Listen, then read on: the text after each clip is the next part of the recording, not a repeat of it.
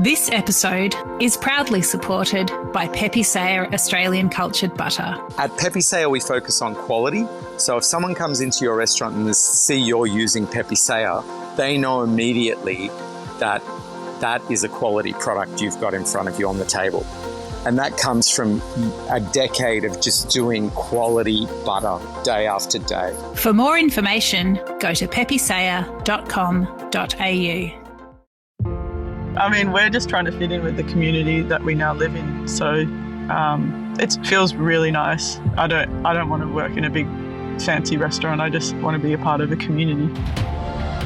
This is the Deep in the Weeds podcast. I'm Anthony Huckstep. Last time we caught up with Jo Barrett, she detailed the life and times of living in Future Food System, the greenhouse by Joost in Federation Square, and her publication Have a Go. A lot has changed since then, and she now finds herself in Lorne, Victoria, with an exciting new project. Jo, how are you? I'm well, thanks. How are you? Good. It's so much going on in your world. I find it hard to keep up with it, but you've landed the most extraordinary gig, which I'm fascinated about, in Lorne. How did it come about?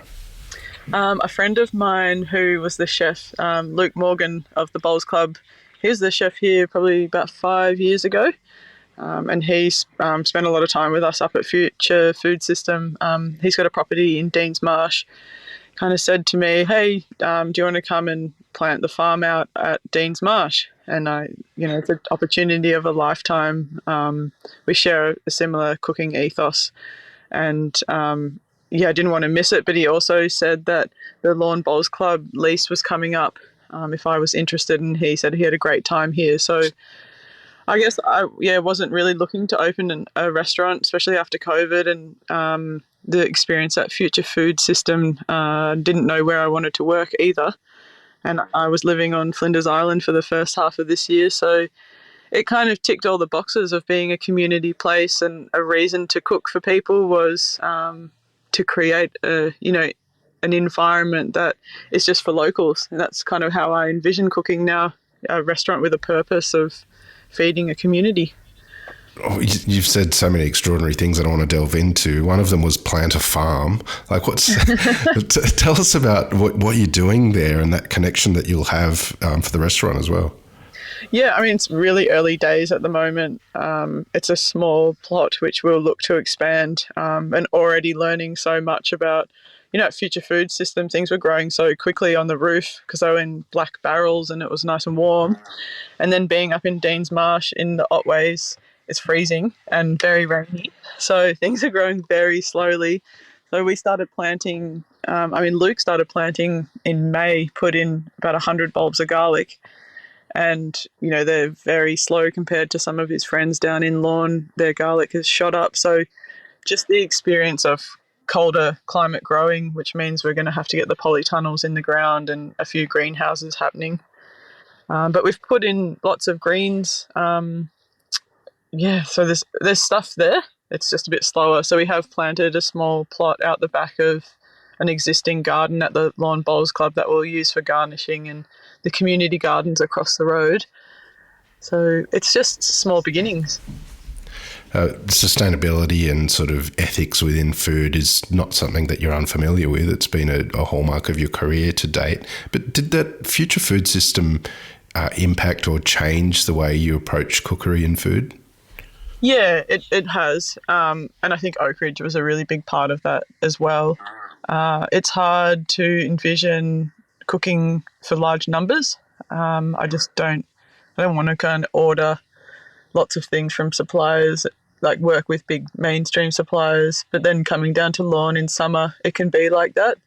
So I guess there's like a bit of a conscience there now about trying to get the balance of having a profitable restaurant, and it'll just take a bit of a balance to get that right, doing things the right way, but also,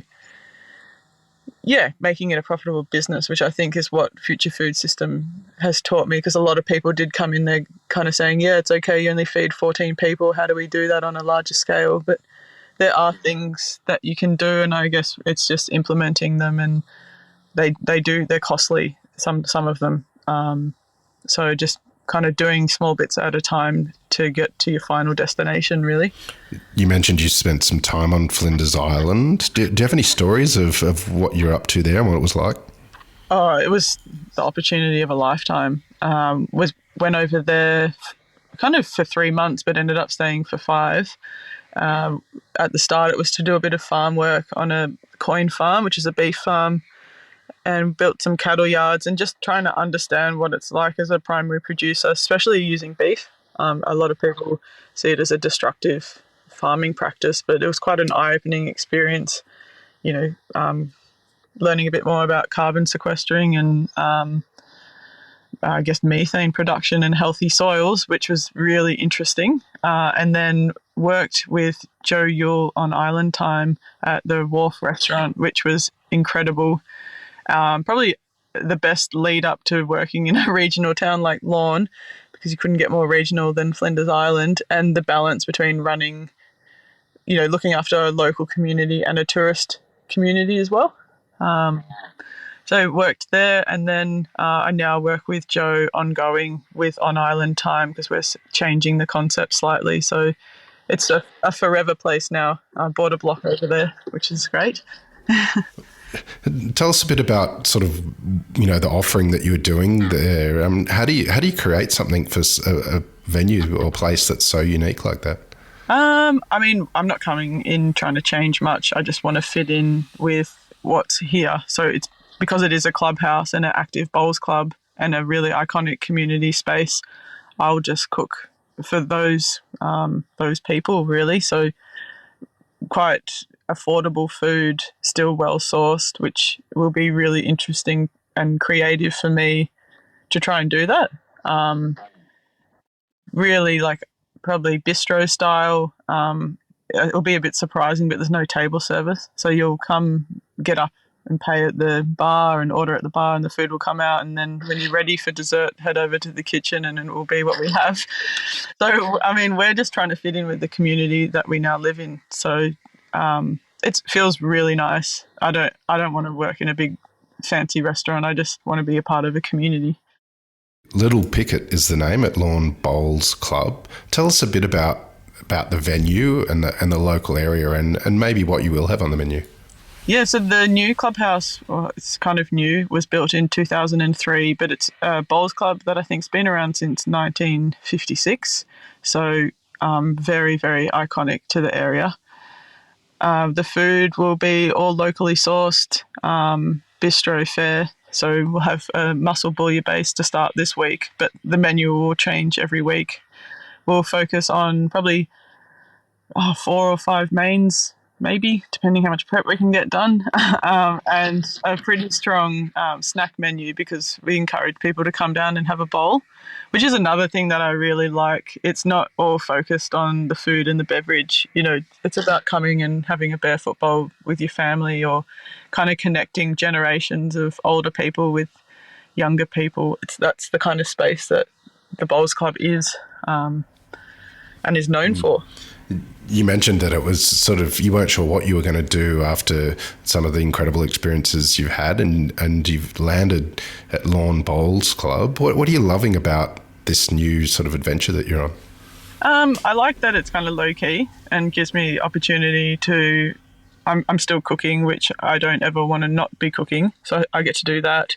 But then I'm really interested in the growing and the agricultural side of food. So to have the opportunity to be planting and learn about that is really exciting. And then to be next to the ocean and close to my family on the coast. So yeah, we went fishing last week and saw dolphins and whales and caught snapper, and I've been diving down here with Tobin Kent from Moona Restaurant for a while now. So, and he's close by. So just connecting the hobbies really with the cooking.